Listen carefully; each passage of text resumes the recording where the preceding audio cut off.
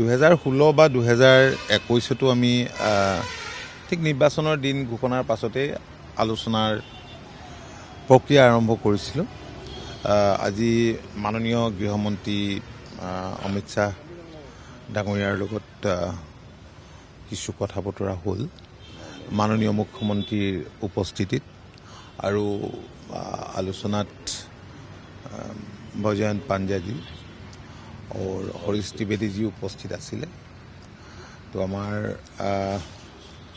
किछु कथा हल कारण माननीय मुख्यमंत्री इतिमध्ये बहुखिनि आलोचना आगबঢ়াই থৈছে। তেখেতৰ লগত আমি ইতিমধ্যে বৈঠকত আমি বহিছোঁ, কেইবাদিনো বৈঠক হৈছে, সুকীয়া মানে অনানুষ্ঠানিক তেনেধৰণৰ কথা বতৰা।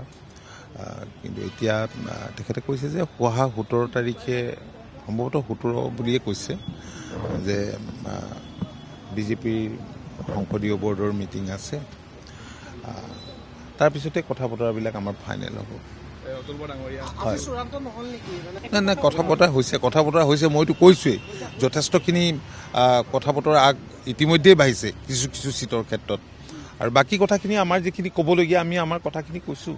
ইতিবাচক সঁহাৰি পাইছোঁ। তেখেতে এলায়েন্সক সদায় ৰেচপেক্ট কৰে, আৰু তেখেতৰ উদ্যোগতেই 2016 বা 21 মিত্ৰতা হৈছিল, আৰু আমাৰ বৰ্তমানৰ মাননীয় মুখ্যমন্ত্ৰী ডক্টৰ হিমন্ত বিশ্ব শৰ্মা ডাঙৰীয়াই তেতিয়াও 16 আৰু 21তো বিশেষভাৱে উদ্যোগ লৈছে।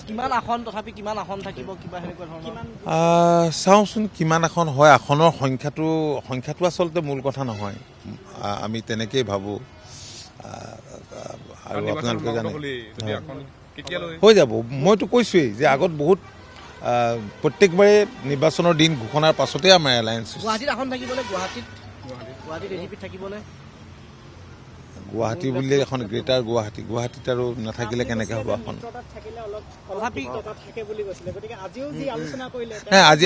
আজি খুব তেখেতৰ এনেই মইতো কৈছোঁৱেই, তেখেতে এলায়েন্সক সদায় ৰেচপেক্ট কৰে আৰু আমিও কৰোঁ, আৰু আমাৰ মূল লক্ষ্য হৈছে যে NDAৰ প্ৰাৰ্থীক আমি জিকুৱাই লৈ যোৱা। উইনিং পচিবিলিটিৰ কথাটো সদায় আমি জোৰ দি আহিছোঁ। গতিকে এই কথা বতৰাবিলাক তেখেতসকলেও চাইছে, আমিও চাইছোঁ, তাৰপিছতে আমি এটা সিদ্ধান্ত ডেফিনেটলি আমি কৰিব পাৰিম।